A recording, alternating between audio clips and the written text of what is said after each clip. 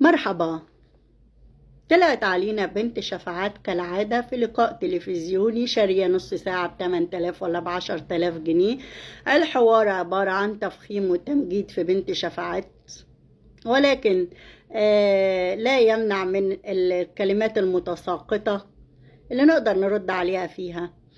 حوار عبارة عن تمجيد وتفخيم من المذيعة، عبارة عن هجوم في الأستاذ محمد، مش عارفين مبرره ايه وسببه ايه. عبارة عن تواصل أو تعامل بإغلاق الخط في وجه سيادة المستشار بشكل غير لائق وبشكل غير محترم، وما نعرفش ايه السبب، ولكن السبب ان هي شارية الساعة بفلوسها. حضرة المذيعة المحترمة، لما سيادتك تطلعي تقول لنا ان في ترند، ان ضيفتك عليها ترند، وان الترند مرة يجوزوها ومرة يطلقوها ومرة يحببوها ومرة يعملوها، الكلام اللي سيادتك قلتيه في المقدمة كله مرفوض تماما، لان الترند احنا ليس لنا علاقة باللي يتجوز او يولع بجز، احنا علاقتنا بحق عيل اتقتل. لو سيادتك ما عندكش بصيرة تشوفيها فما تدعيش أشياء بالباطل، تمام؟ في عيل اتقتل، استغل تماما بالمال، ومع ذلك احنا مش راحمينه ومش راحمين أهله، ومخليين كل الدقايق والساعات للهجوم على أهله والغلط في أهله، والناس ما عملوش أي حاجة. يعني نسمع مثلا حاجة زي كده بتقول ايه؟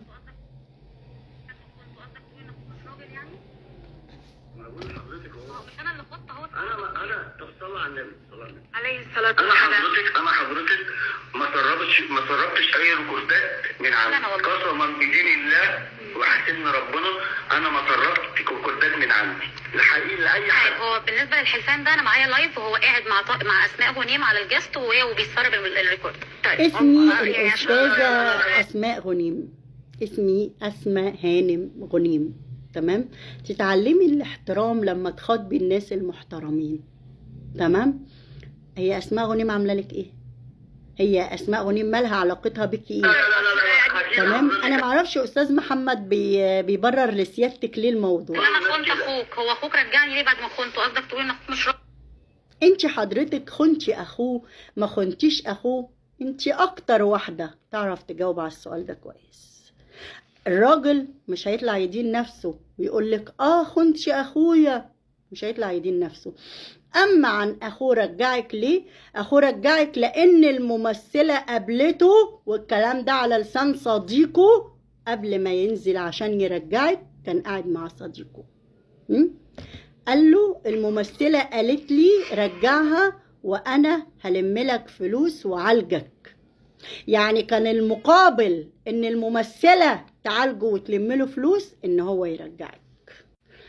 وانا قلت مليون مره ومش محتاجة ان انا اقسم، اللي يصدق يصدق واللي ما يصدقش يولع. لا محمد ولا حد من اسرته اللي اداني الفيوسات دي ابدا، تمام؟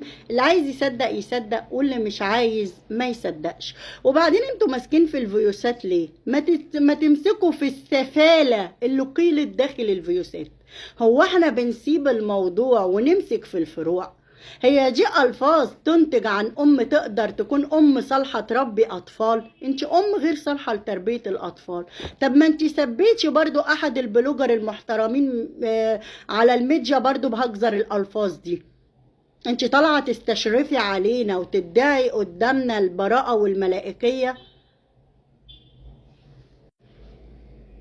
اللايفات دي هل بيكسبوا منها فلوس؟ طبعا بترمي ده، لان طنط كانت طالعه توب 1 من كام يوم. طب انت كمان بتكسب؟ لا انا ما بقتش افتح لايفات اصلا. لان بتفتحي ليكي سنتين. حاجه كانت بتفتح لايفات الغل والحقد ده. طبعا يعني في اللايف يعني ولا في شهر تعمل كام؟ لا كويس يعني ممكن كل يوم تقفل ب 200 300 دولار ولا حاجه. والله العظيم كدابه، حرام عليك اتقي الله. ايه الكره والحقد والغل اللي جواكي من ناحيه الست دي؟ قسما بالله انا بفتح وبقفل، ما حتى ده رمت لنا 10 نقط يبقى كويس. عينك على رزق طب ما انت بقالك سنتين بتنهبي في رزقهم، بقالك سنتين بتنهبي في خير ابنهم، طالعه بتتكلمي على ايه؟ ده انت لو ما يقدرك الا ربنا، ما يقدرك الا ربنا. طالعه بتتكلمي مع الاستاذ محمد على شويه هلاهيل، اللي احنا اصلا لما بيجي ما بين الصيف والشتاء بنلم هلاهيل القديمه ونوزعها لوجه الله ونجيب جديد. طالعه تتكلمي مع اخوه على شويه هلاهيل وتقول له اعمل لك ايه يعني، ما انا اديتك طقمين، ربنا يديك المرض، ربنا يذلك بالمرض. ايه طقمين اديتيهم لاخوه؟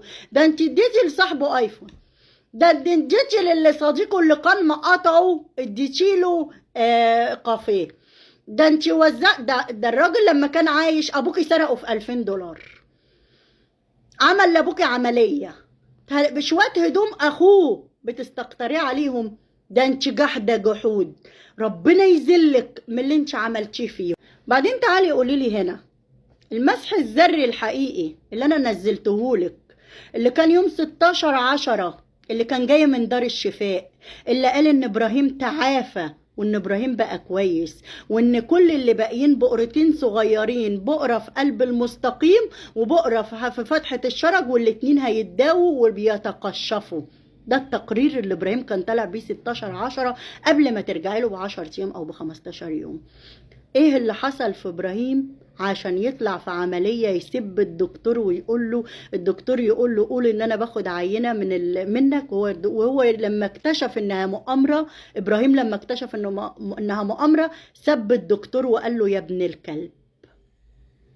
قولي لنا وردي علينا، عشان انا عارفه ان ايدك ملوثه بالدم وطالعه تستشرفي على اهله وتتكلمي على اهله. يا معدومة الاهل، ده خيره عليك وعلى اهلك. ده ابوكي سرقه في $2000، عماله توزعي تليفوناته وساعاته وفلوسه وشويه هلاهل لاخوه طلع تعايري بيهم. وانا اعمل لك ايه؟ انا اديتك طقمين، ربنا يذلك بالمرض.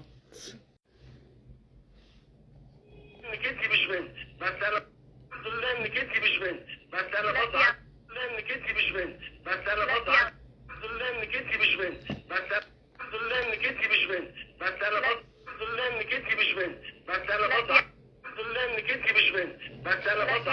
معلش الاول عشان انا هو بيتهمني بس ان انا منحازه، فخليني معلش خليني برضه. الحمد لله ان انت مش بنته، الحمد لله انت مش بنت حد خالص، انت بنت الممثله لايقين على بعض، طنجره ولقت غطاها.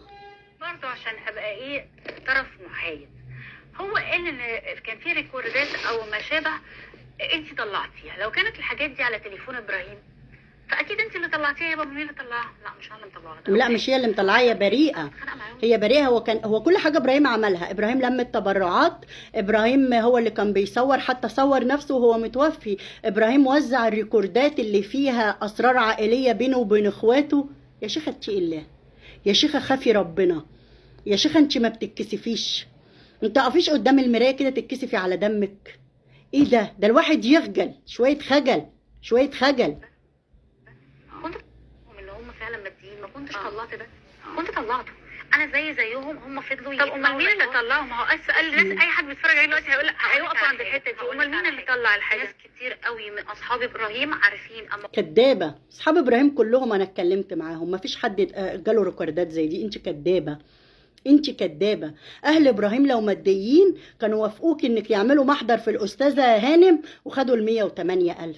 انت اللي ماديه وانت اللي عابده للمال. وعايزه اقول لك على حاجه اخيره، يمكن ربنا بيحب الست ام ابراهيم انها ما خدتش المال ده وانكم منعتوا عنها المال ده، لان المال ده ثمنه شباب ابنها، ثمنه عافيه ابنها، ثمنه صحه ابنها اللي سلبتوها له، ثمنه عمر ابنها. فمال حرام، والست 70 سنة بتأكل عيالها حلال في حلال، فمش هينفع على آخر العمر ربنا يخليها تاكل بمال دم ابنها. عشان كده ربنا عز وجل خلى شيطانك يتسلط عليكي تمنعي حقهم عنهم، لأن ربنا مش عايز المال الحرام تمن شباب ابنهم يدخل جوفهم.